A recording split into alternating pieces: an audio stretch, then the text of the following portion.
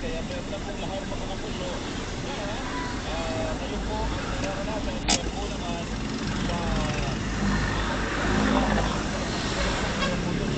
sa kanya sa nakablota.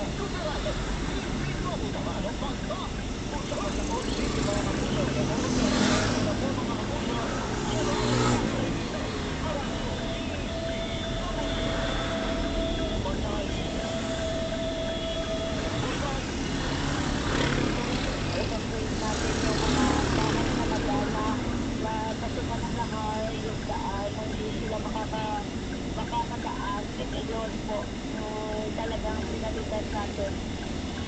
Yung barangay Matulog kasi sila yung naapektado at saka dito maraming asphalt.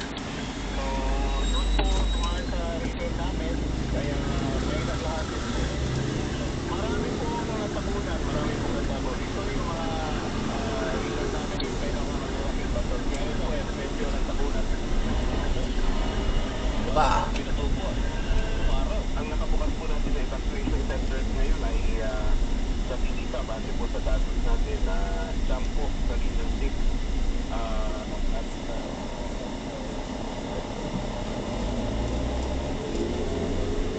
a total of 419 families po or 1,407 individuals. Mana?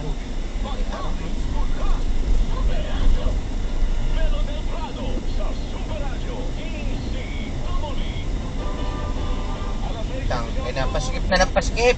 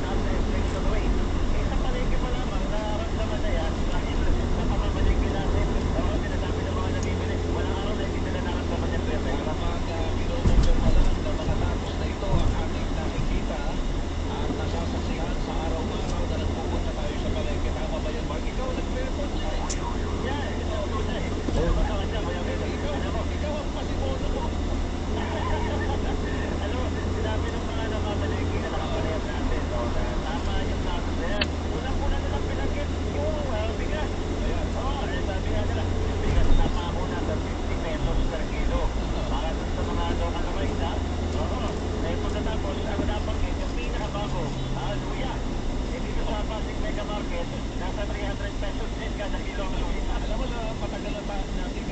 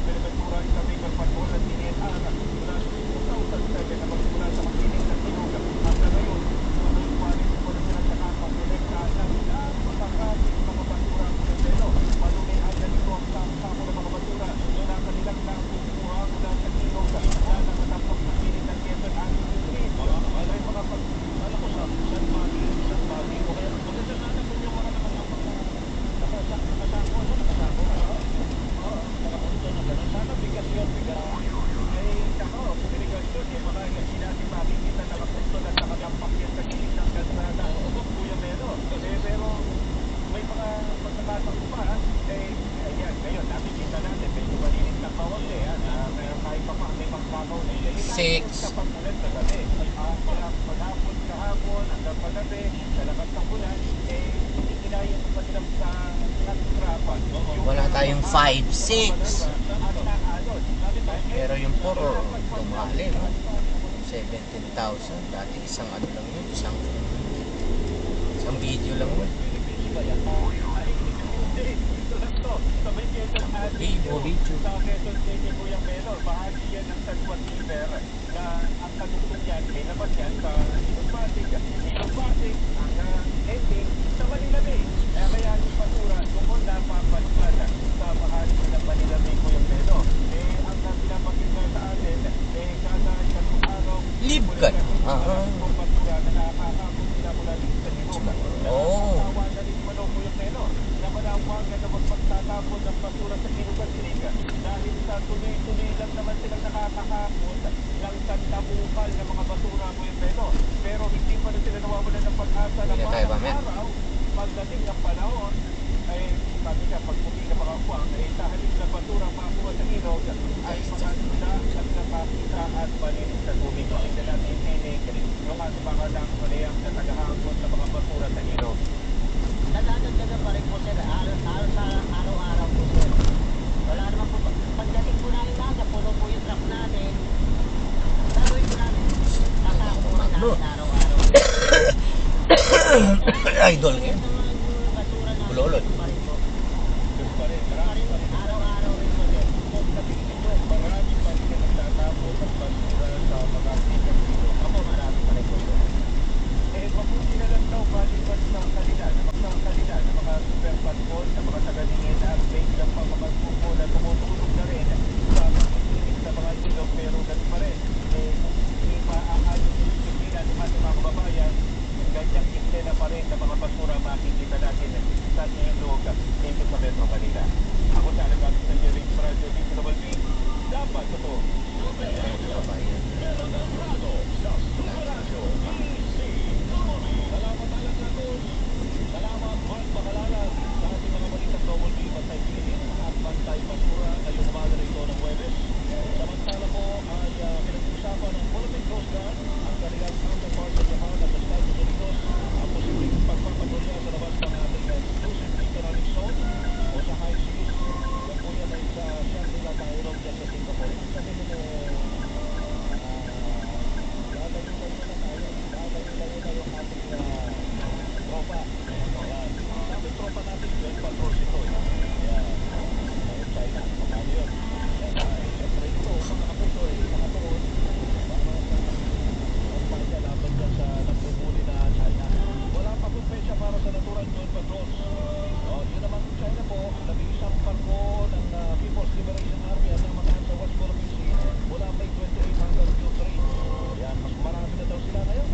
Mas mataas na naman ng May 21 hanggang 27. Yan, meron mga umaalir sa Indonesia, sa Magada Island, sa Lawasan Island. So yan po ang nangyayari sa West Philippine Sea. Samantala, good news yun, laban sa mga bad. Yan, good news, laban sa mga bad. Ito naman ay bad talaga. Meron na